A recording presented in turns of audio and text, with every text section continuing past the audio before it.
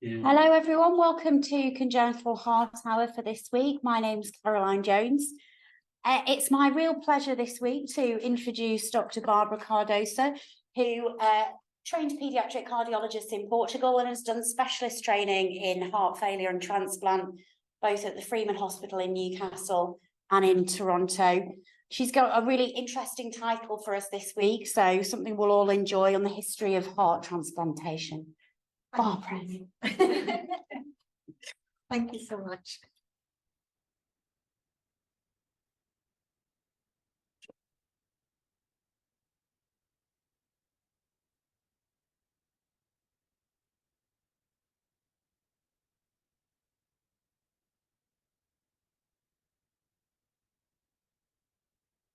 Right.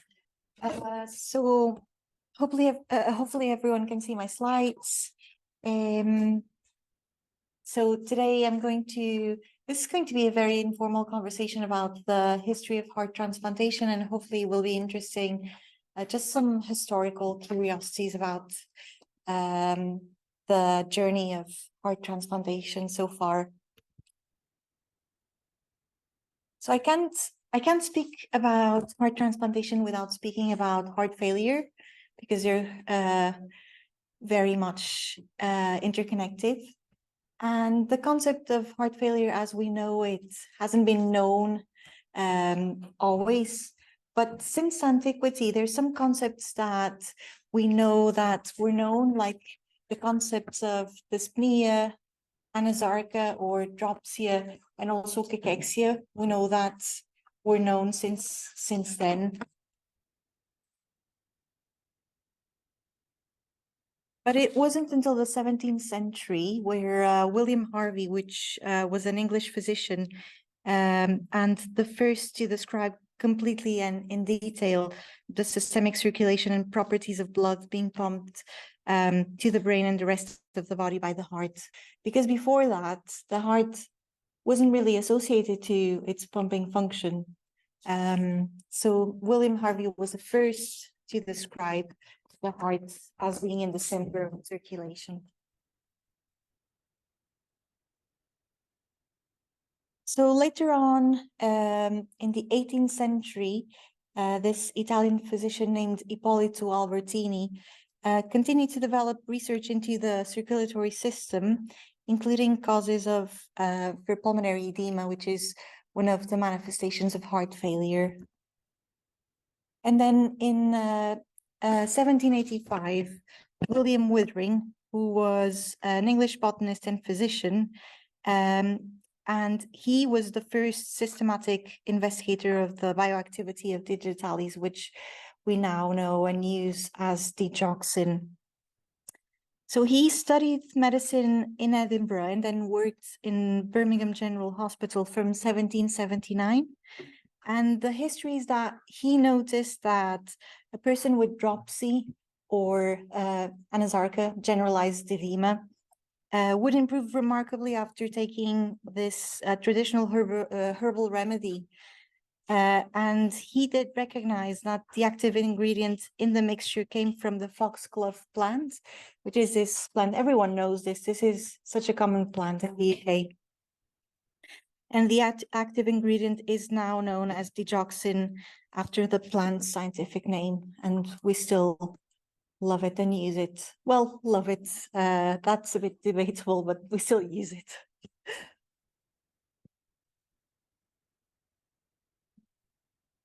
So it wasn't until 1899 that the symptoms of heart failure were first described in children, because before that, we didn't recognize these symptoms in children. And these syndromes were described by James Goodhart, which, again, an English physician who worked in a number of London hospitals, including Guy's Hospital and the Evelina Hospital for Sick Children. And he describes this, in which we can recognize some signs and symptoms of heart failure. So he said in children, the heart swells, so cardiomegaly, rapidly enlarges, and the ventricular cavities dilate, And then there follows that contracted leaden consolidation of the bases of the lungs, so pulmonary edema, which is neither simple collapse, nor simple edema, nor simple pneumonia, but probably something of all of these, and which is an excessively dangerous condition because it is an indication of a sorely stricken heart. So incredible how he describes heart failure at this point already.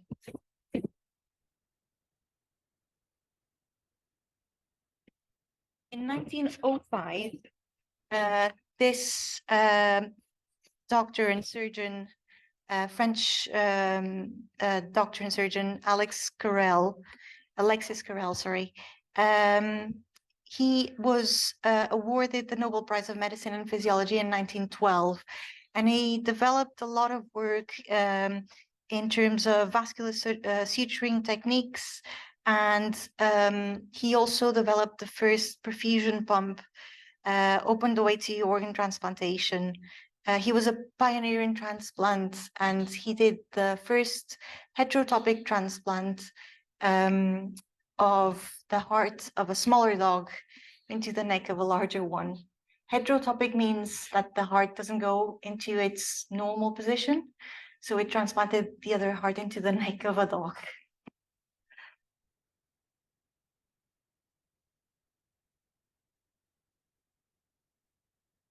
In the 1920s, we see the beginning of the systematic study of heart failure in children. And in the picture, you can see a device for nursing infants in an upright position, which looks like a torture mechanism, but it's essentially a mechanism that raises the head of the bed. And that's because we know that patients with heart failure get very dyspneic. So this was probably a way of trying to control those symptoms. And infectious conditions were the most common cause of heart failure at this point. So rheumatic fever was the most common cause of heart failure at this point.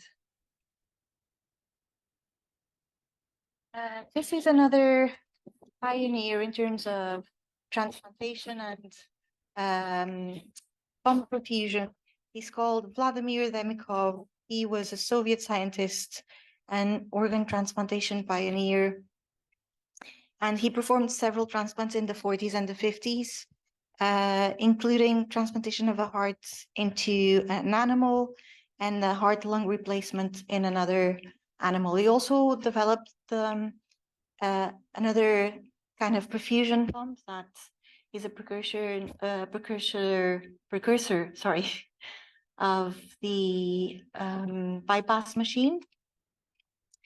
And one of his great admirers was Christian Barnard, who's the South African cardiac surgeon that performed the first successful heart transplant.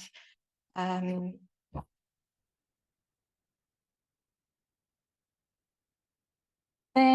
in 1944, these people we know very well. So we see the birth of pediatric cardiology as we know it now. And we see congenital heart disease being recognized as a cause of heart failure in children. And this is very much thanks to the work of Dr. Helen Taussig, who was a pediatrician and pediatric cardiologist in Baltimore and Boston. And when she developed a lot of work at Johns Hopkins Hospital in Baltimore. And together with Dr. or Mr. in this case, Alfred Blakelock and Vivian Thomas, they developed what we call now the BT shunt, but we probably should call it the Blaylock-Taussig-Thomas shunt. And this is because Vivian Thomas was one of the surgeons working in theater, but because he was Black, he was never acknowledged in the name. So I think nowadays we're trying to bring him to the spotlight because he did contribute to the BT shunt. And this was first applied to a Strangio patient, and that's a newspaper article there, saving our doomed blue babies. So the shunt was applied to the blue babies. And this is the book that Dr. Taussig has written about congenital malformations of the heart. So she's definitely the mother of us all. In 1953, John Gibbon, who was an American surgeon, developed the first heart-lung machine, the first pump oxygenator. And this is definitely something that enabled us to perform cardiac surgery, the cardiopulmonary bypass machine. So see how big these machines were compared to today's. It's just amazing how far we've come. And this is a very remarkable year, 1967.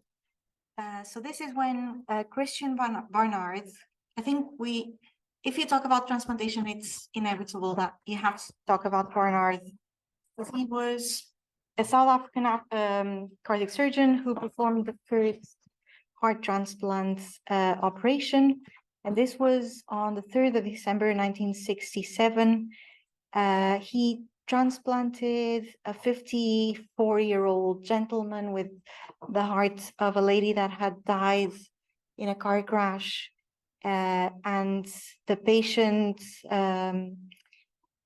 was able to wake up after the surgery, speak to his wife, and then unfortunately died after 18 days due to pneumonia, probably due to the anti-rejection drugs he was on, and those suppressed his immune system, and he ended up succumbing to that. But still, very, very important date to remember. Let's see if this video plays here.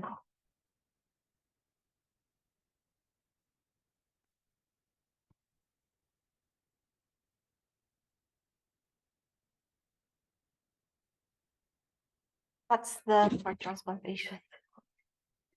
So, yeah, so unfortunately, he survived on only for 18 days, but that was remarkable achievement. And at that time, there were many teams around the world that were trying to perform the first heart transplant, because obviously everyone wants to be the first one. But it ended up being Dr. Christian Barnard in Cape Town, South Africa. And apparently there's a nice museum over there. I've never been, but there's a nice museum over there. Same year, 1967, as I said, there was like the run for transplantation at this point. So many centers were trying to do the same thing. So in the same year, Adrian Kantrovitz, who was a cardiac surgeon in the Maimonides Medical Center in Brooklyn, New York, also performed the first pediatric heart transplant. And this was done to a patient with a hypoplastic heart, hypoplastic left heart, and the donor was an encephalic donor. And you see that the babies they're in like tubs with ice. So that's how they were cooling the babies to perform the surgery. Unfortunately, this infant only lived for 6 hours, and Dr. Adrian Kantrovitz thought that this operation had been unsuccessful, but in fact, you need some failures to then achieve something. So that's all part of the road. He also invented very important things like the intra-aortic balloon pump, which is still used these days, and the left ventricular assist device. So really important.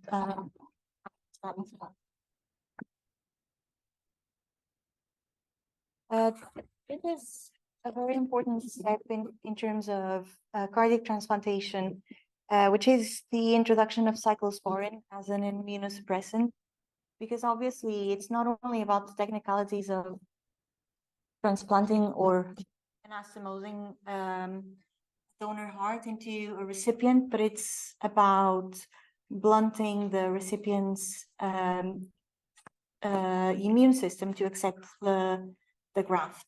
So cyclosporin is the cornerstone of immunosuppression. Nowadays, not so much.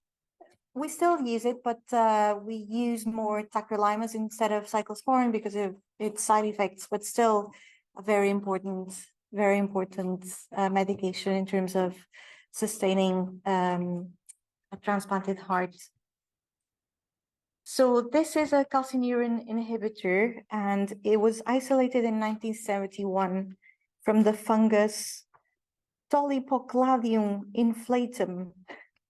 So it's isolated from a fungus. And yeah, not as much, but we do.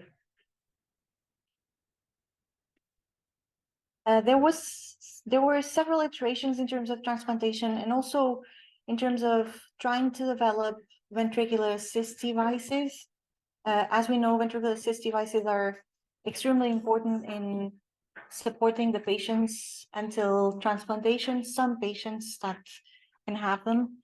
And this was an attempt at that. So heterotopic heart transplantation is essentially a surgical procedure that allows a graft to be connected to the native heart in a parallel circulation.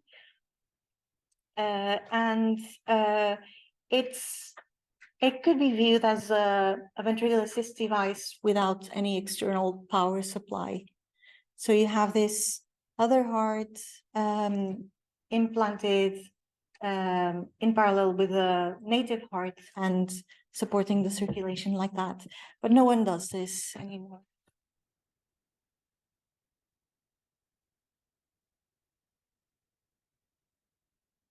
I think 1984 was a very important year because one, I was born that year, and second, there was this remarkable achievement which was performed in Loma Linda by Leonard Lee Bailey. And this is I think this is very well known in transplantation. So this is Leonard Lee Bailey, who transplanted a heart, a baboon's heart into this child here who is Baby Faye. So Baby Faye is very famous for having received the baboon's heart. At the time, it was really controversial because obviously, for ethical reasons, it wasn't totally straightforward. Because obviously, they transplanted the heart of a monkey into a person. But it was a step towards something greater, and actually, she survived for 21 days, and she died at the age of 32.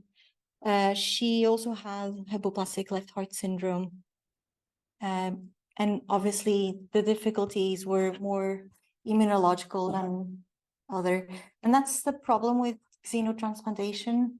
There's still a lot of investment in terms of xenotransplantation to this day. But the problem is still the immunological tolerance that we need to induce in these patients. We still haven't got a good solution for that.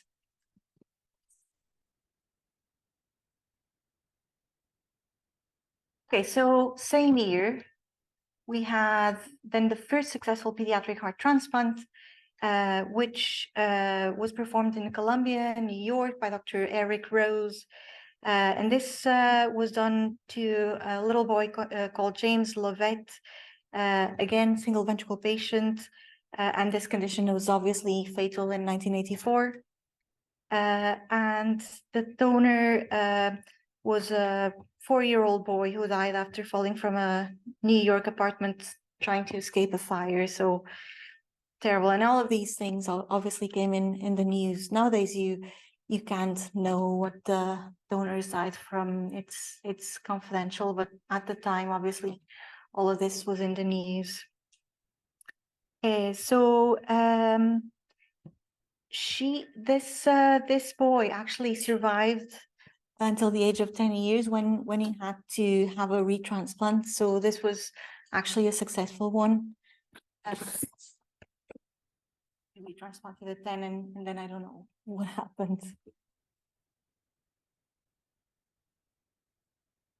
So fast forward to 2000, we have the development of the first paracorporeal pulsatile left ventricular assist device that was implanted in a child. This is the Berlin heart pump. It's called paracorporeal because it's not internal.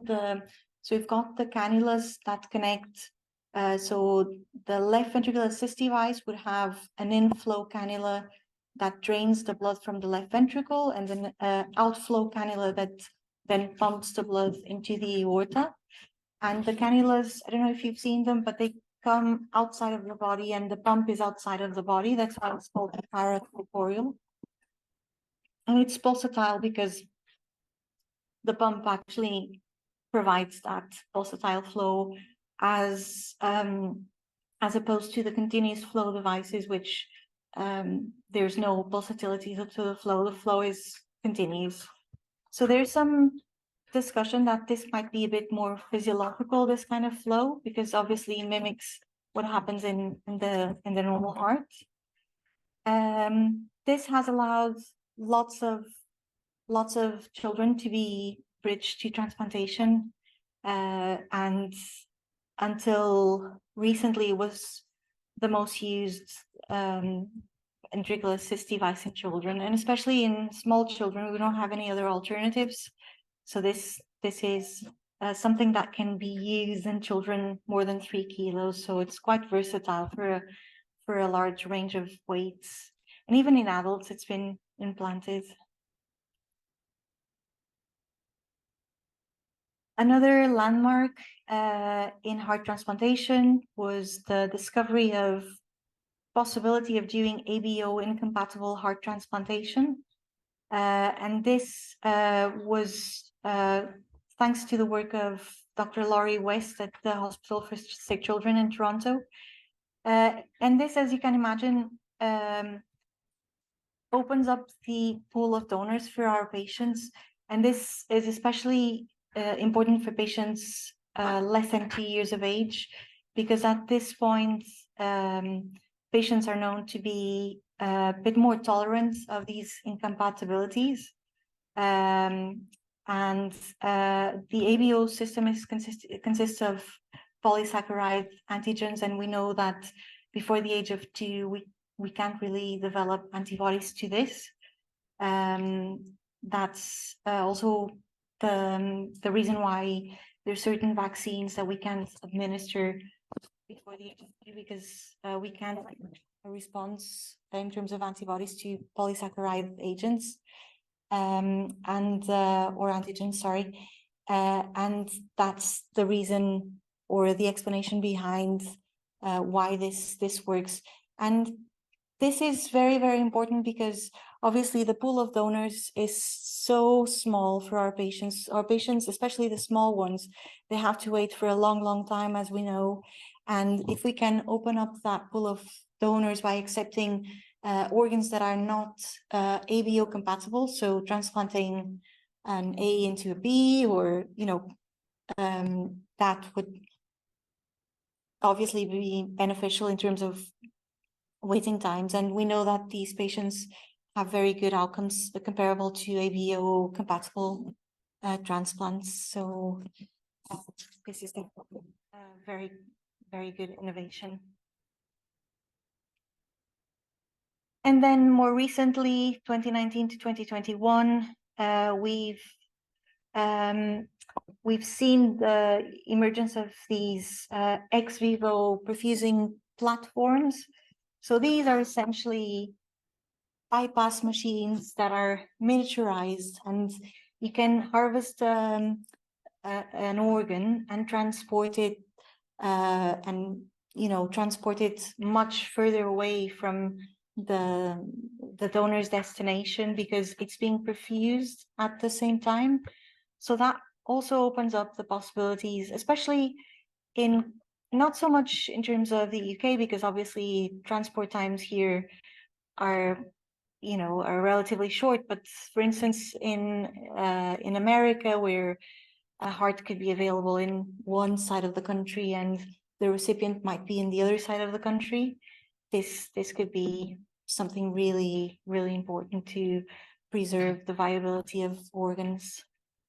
And we're using it in the UK, especially Great Ormond Street is using it quite a lot. But at this point, these ex vivo perfusion machines, they're restricted to, I think, organs from donors more than 45 kilos, so essentially more adult-sized donors. So still could be applicable to bigger children like this one that we see in the picture.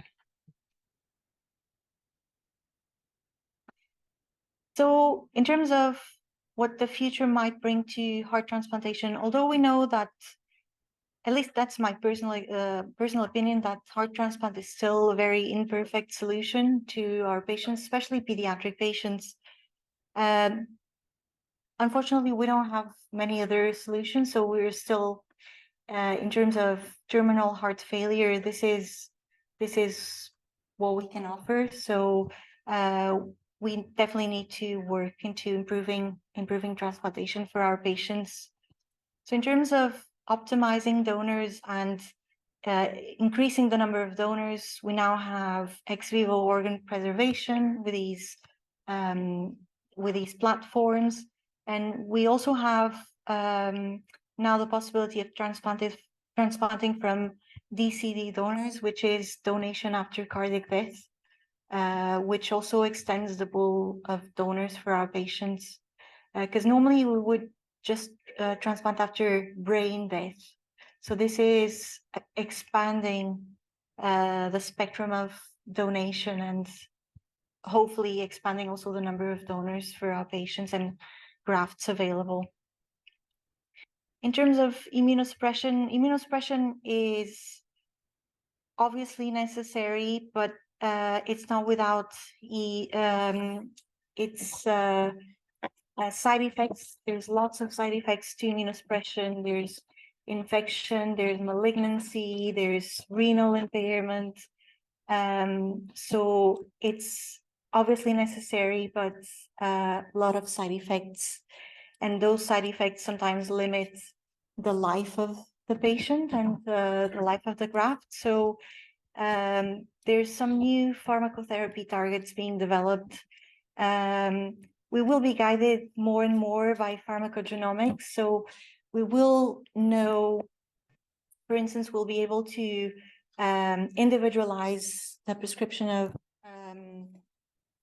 immunosuppression to patients by studying their genetics and knowing whether they need less immunosuppressant for the same effect, or if they're not responsive to this agent, or they're more responsive to another agent. So genetics guiding from the immunosuppression would be really important to tailor the prescription to these patients and to be able to limit the side effects of these drugs.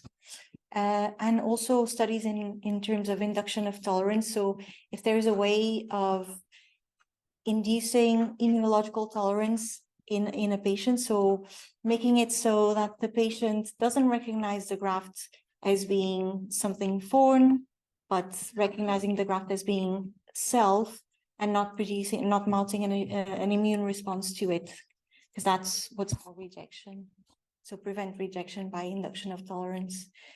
In terms of the recipients, they can now be optimized. We know that obviously in terms of clinical state, the better these recipients are at the time of transplant, the better their results. So we want them to be as clinically stable as possible. So before transplantation, obviously. And for some patients, that means being on mechanical support. So that might be the answer to preserve their end organ function and to be in a better place when transplant comes.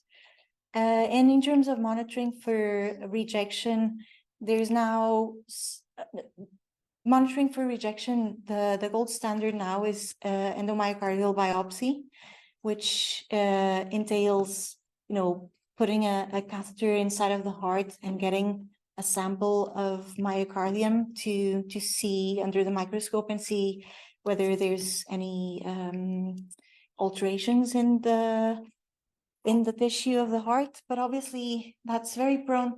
So those alterations can be patchy. So when you take the sample, you might not get the sample from the place that shows the alteration. So you might have false negatives. And obviously this is an invasive technique, and it's not without its complications as well. Sometimes there can be damage to the tricuspid valve when you putting the catheter in, and very, very infrequently cardiac perforation or tamponade or something like that. So obviously it's not without its side effects. And now we're studying donor fraction cell-free DNA, which is essentially as a form of monitoring for rejection. So that's from a peripheral blood collection from the recipient, and then we'll see how much DNA from the donor is present peripherally in the recipient's blood, and that can give you an idea of cell breakdown in the graft. So that would be a form that is being developed to see whether there's rejection in a more sensitive way and more non-invasive way, and maybe we can detect rejection a bit more in a more initial state and start treating. So I'll just leave you with this quote from Vladimir Demikov, which was one of these trailblazers, that said, for thousands of years, the heart has symbolized the center of man's immortal soul. Therefore, those who seek to tackle its mysteries in clinical practice require a great intellectual and moral courage. And I think that's true. And we're now standing in the shoulders of the giants that preceded us, and people who were obviously unsuccessful, but it's through those trials and errors that we evolve in medicine, and that's how we've come so far. And I think transplant medicine is a really interesting field and ever evolving. And then I'll just leave you with this suggestion. This is a film called Hidden Heart, and it's a biographical film about Christian Barnard, which was the first surgeon that performed the heart transplant back in 1968. And it's really interesting. I really enjoyed watching it. Yes, and please, I'm very happy to take any questions. Thank you very much, Barbara. It was anyone with great intellect and moral courage got any other questions for Barbara? Hearing. So I've seen people of this transplant is their renal function not quite normal. It's something around here about 8, 9-ish, that sort of thing. And as the heart function deteriorates, the kidney functions go off as well. Or it could be the other way around, where the kidney function deteriorates and we know the heart's going to be a problem subsequently. Why not have a kidney and a heart transplant? And yeah, many of them have, but not prophylactically, obviously, because it's double the immunosuppression, so it probably double the complications. But we see that many of our kids end up having renal transplant in the end,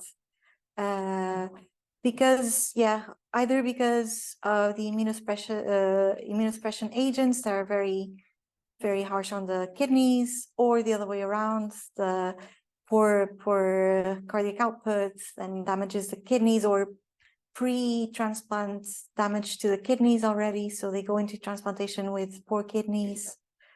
It's multifactorial, but they do, yeah, many of them end up having renal transplant as well. This is more something you can, if there is a rejection, you would probably electrically do both, isn't it? If there is impending or imminent renal function dysfunction, if we know Yeah. there is a rejection. Yeah, If, but not prophylactically. They Yeah, don't of do course. that, Yeah. like, we'll put a new kidney on you because we know that it might get spoiled by the medication. What were the recent bovine transplant? It was in news Yes. months ago, and There was, yeah. Radio 4, and within a week or two, I think the patient died. Yeah, exactly. So it's still I think the problem again is not necessarily anatomical or technical, it's the immunosuppression. It's because the antigens are so different from the porcine, or the bovine antigens are so different from the human antigens that it's hard to make it work from the immune tolerance side of things. Yeah, but we've been this has always been ongoing, and now I think I went to ISHLT, which is the International Heart and Lung Transplant Society meeting. It was last year, and there was this big thing on xenotransplantation, but still not the way. But it would sort a lot of our donor problems for sure. Although obviously not without its ethical problems, because then you're creating animals to sacrifice. So that's not without its own ethical problems. Any other questions? Anybody online? Okay, we'll wrap up for this week. Thank you, Barbara, for your Thank you. presentation. I think next week we've got a presentation from Petra Jenkins from Heart and Chest Hospital. Thanks everybody for coming. Big thanks to iCardiology, who sponsored the meeting today and provided lunch for everybody. And see you next week.